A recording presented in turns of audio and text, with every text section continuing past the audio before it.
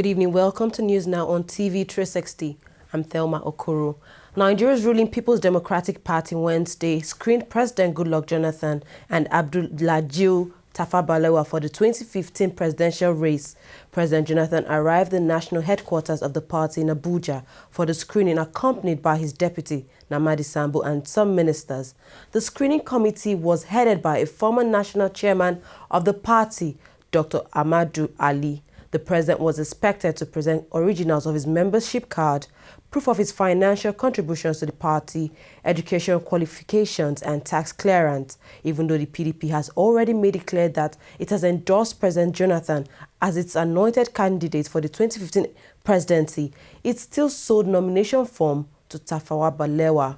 Balewa was screened alongside the president Wednesday. The two of them would now have to slug it out at the party's primaries for the PDP ticket. Everyone though knows the race is already a walkover for the president. From the presidential race in the PDP to the governorship race in Rivers State, south of Nigeria, ahead of the governorship elections holding in February next year, there are indications that the All Progressives Congress in the state may have chosen a member of the House of Representatives, Dakuku Peterside, as its consensus candidate. Peterside, who is a member representing Andoni Ukpobo Nkoro Federal Constituency in the National Assembly, was reportedly picked as a governorship candidate at a stakeholders meeting presided over by the state governor, Rotimi Amechi. He was said to have chosen ahead of the member representing Rivers State East in the Senate, Senator Magnus Abe. There is, however, yet no official confirmation from the party or the state government if indeed Mr. Peterside will be candidate of the APC in the 2015 governorship race in the state. In Kwara State, North Central Nigeria, Governor Abdul Fattah Ahmed, who is seeking a second term in office Wednesday, returned his expression of interest and nomination forms to the national headquarters of the All Progressives Congress in Abuja. The governor was elected on the platform of the PDP, but defected to the APC sometime this year. Addressing newsmen shortly after submitting his forms, Ahmed said if re-elected, he would build on his performance in the areas of human capital development, economic development, infrastructure, and security. The governor said the APC was poised to further develop the state through transformational leadership come 2015. The PDP has said that it would no longer tolerate what it describes as deliberate and unwarranted attacks on the person and office of President Goodluck Jonathan by the opposition party, the All Progressives Congress. PDP spokesperson Olim Sametu in a statement said the continued attack by the APC castigating the president poses a threat to democracy and the nation. Meto said his party had been watching carefully as members of APC, including its national officers, governors, presidential aspirants, continue to castigate the president for no just cause. He accused the APC of an attempt to wreck Nigeria's democracy and throw the country into chaos. The PDP spokesperson also accused the opposition of having a penchant for lies, deceit, propaganda and violence and blackmail. He also advised the party on the need to maintain political decorum and primacy of national interest in the build-up to the forthcoming elections. You can trust the APC would have a reply to that letter. Following the raiding of its data center in Lagos by men of the DSSS, Nigeria's main opposition, All Progressives Congress, APC, has secured a court order restricting any further invasion of its data center. DSSS, otherwise known as the SSS, had invaded the APC data center in Lagos Saturday, claiming it had information on that unwholesome activities were taking place in the vicinity. Justice Mohammed Yunusa of the Federal High Court in Lagos Wednesday gave two orders in respect of the case of enforcement of fundamental human rights filed by APC counsel Yemi Oshibanjo. The governor ordered that the DSS unseal the center forthwith. He, however, did not give any order regarding the release of the seized equipment from the data center in Ikeja. We'll take a short break now. When we come back, News Now will continue. Every day, every hour, and every minute, news break in Nigeria. Things happen so fast, it's most times difficult to track and comprehend them.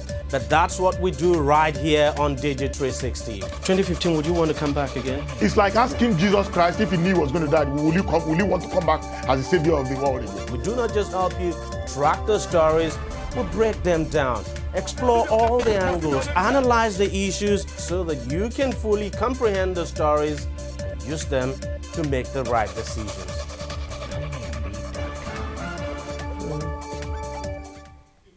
Welcome back to News Now. To business, Nigeria's apex bank, the Central Bank of Nigeria, yesterday announced the devaluation of the naira in a move that many had expected. The apex bank's Monetary Policy Committee devalued the naira by slightly over 8%. The currency will now officially exchange for 168 naira to a dollar.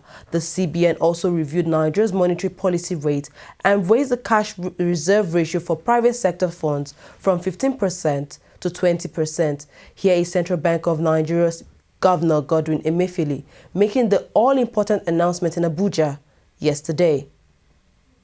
Committee noted with concern the continued decline in the contribution of the oil sector to growth and urged political authorities for the speedy passage of the Petroleum Industry Bill so as to halt the trend.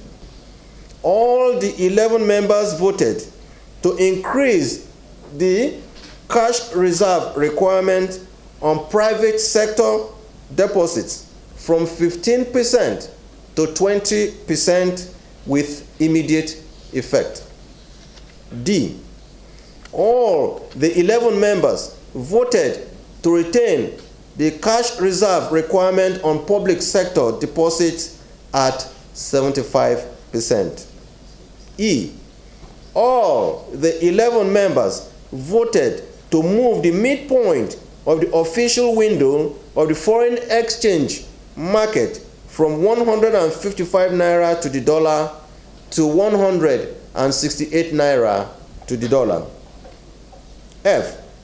All the 11 members voted to widen the band around the midpoint of the foreign exchange rate from plus or minus 3% to plus or minus 5%. G. All the 11 members voted to retain foreign exchange trading positions at 1%. And as expected, the devaluation of the Nigerian naira by the country's CBN is generating reaction, especially among finance experts. They say while the measures taken by the CBN are understandable, some of them could have telling consequences, especially on the banking sector. This report from our studio. It's hard to tell if banks in Nigeria didn't see this coming.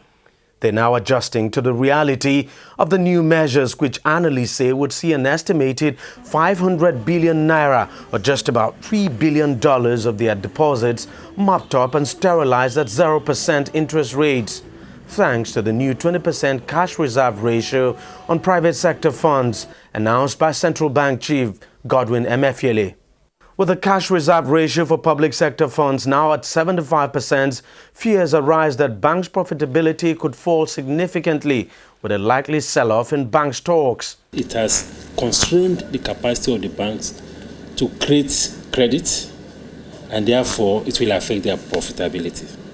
So it is a desire to stabilize the macroeconomy, but it is penalizing the banks in terms of reducing their space, their room, to be able to invest the funds that are in their custody. Local investors have always borrowed at very high interest rates. The new measures will only make the situation tougher, as the CBN has also raised official rates from 12% to 13%. If the banks don't have sufficient funds to lend, it will affect their capacity to support investment. And if they don't have sufficient funds to lend, it could also affect interest rates, because the forces of demand and supply will now come into play. Analysts say the devaluation of the naira would certainly trigger inflation, warning that with falling oil prices, stiffer measures may still be taken by the central bank to defend the local currency and shore up reserves. The prices of general goods which are in the market would go up. CKD components also, companies which have been encouraged to set up industries here based on their own cost calculation on an exchange rate of 155 would immediately find that they have to increase their prices.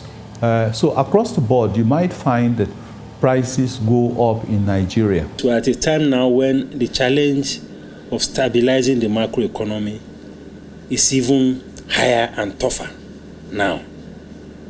Because to the extent that we are having the kind of trend we are having with oil prices, the CBN will feel even more challenged to make sure that exchange rate is stabilized and foreign reserves are preserved.